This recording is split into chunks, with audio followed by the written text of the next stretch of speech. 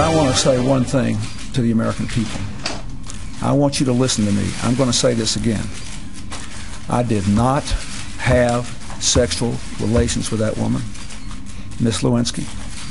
I never told anybody to lie, not a single time, never. These allegations are false, and I need to go back to work for the American people. All right, that was President Bill Clinton's infamous press conference in 1998 during the height of the Monica Lewinsky scandal. Now, yesterday, on the anniversary of that statement, Senator Rand Paul actually compared the former president to a sexual predator. Let's watch this. The media seems to have given President Clinton a pass on this. He took advantage of a girl that was 20 years old and an intern in his office. There is no excuse for that, and that is predatory behavior, and it should be something we shouldn't want to associate with people who would take advantage of a young girl in his office. All right, here with reaction, author of the New York Times bestseller, Never Trust a Liberal Over 3, and Coulter, golden oldies. Here's the question, though. Because the narrative is always, well, conservatives, Republicans, they don't care about women, which is just a lie. Yeah. And then these incidents are ignored. No, Why? I know. I mean, this is a point I make in my book. I'm glad Rand Paul is making it. As I'm constantly telling Republicans, please go on the offense and stop playing defense. Instead of trying to defend yourselves from not wanting to turn over the United States Treasury to giving women free contraception, how about pointing out, you know, the wonderful relations Democrats have with women? You have Bob Filner, sexual harassment, John Edwards cheating on his cancer-stricken wife, Elliot Spitzer and Anthony Weiner, and, of course, Bill Clinton and Teddy Kennedy, who has the only confirmed kill in the war on women. Oh, but we're supposed to be the ones who are anti-women. I mean, it's not like any woman who was going to vote for Obama after seeing that ad about the first Here's what I want to ask you, though. From the fat girl who's always taking her clothes off on HBO. Anyone who would vote for Bill Clinton just for that is not gettable, Republicans. Point out what swine these Democrats are. Look at the head of France now. All these socialists, they're always cheating on their Why laws. has it been reduced to that if conservatives that see that we're bankrupting our kids and grandkids and robbing them blind? Right.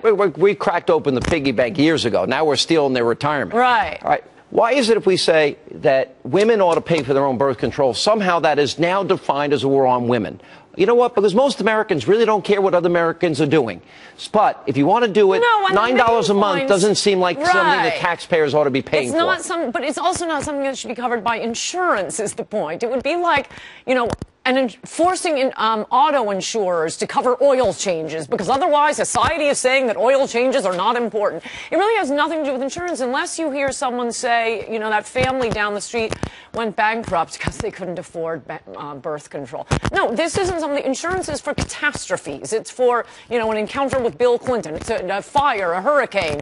It's for but a it's not just Monica Lewinsky. Day-by-day behavior. It's Juanita Broderick. It's Kathleen Willey. It's Paula Jones. Well, it's Dolly Kyle Browning. That's why I think it's worth mentioning that among the many lies that we are constantly told by the media, it's how popular Bill Clinton is. And oh, he's a rock star and the American people love him. He couldn't even get his vice president elected.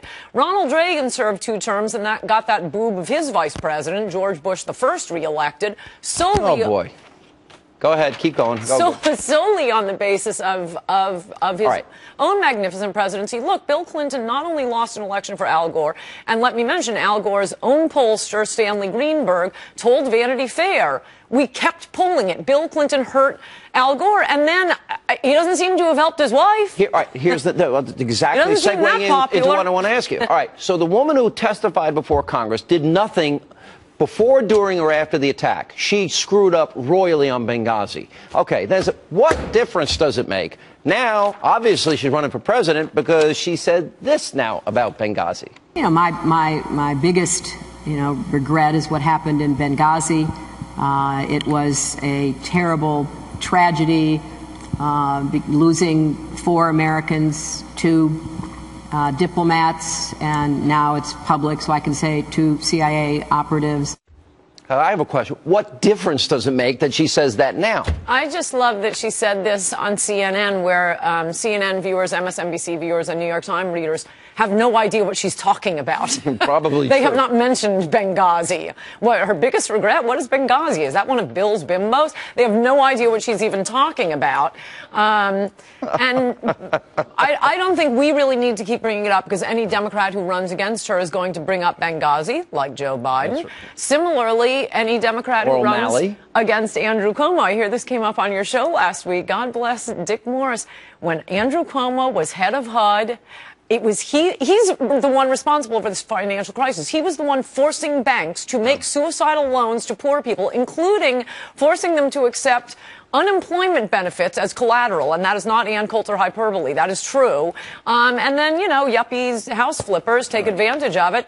You have all these bad mortgages. The financial system explodes, all because of Andrew Cuomo's work as head of HUD, forcing banks to give mortgages to poor people. It's unbelievable. I think that might come up if he runs for president. I think it might. All right, Coulter, good to see you. Thank you for joining us.